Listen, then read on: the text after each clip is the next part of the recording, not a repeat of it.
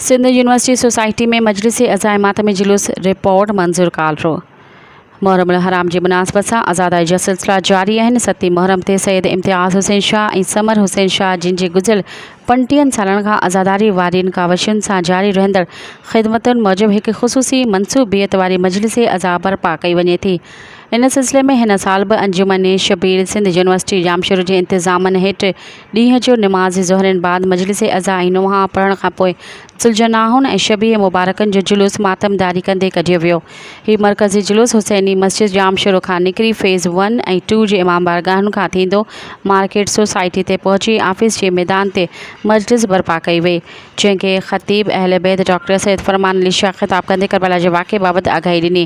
शाह साहब दर्दनाक वाक़े में इस्लामी परस्ती हुसैन काफ़िले मथां यज़ीदी ज़ुल्मन खां बाख़बर कयो। हुन जुलूस जी आज़ादारी में अंजुमन इमाम ज़माना, अंजुमन ग़ुलामान अकबर, महबूब खान मीरजत, सिंध यूनिवर्सिटी तोड़े फाटक वासिन समेत शिया सुन्नी मोहबान अहल बैत जे वॾी तादाद सां शिरकत ॾिसण में आई।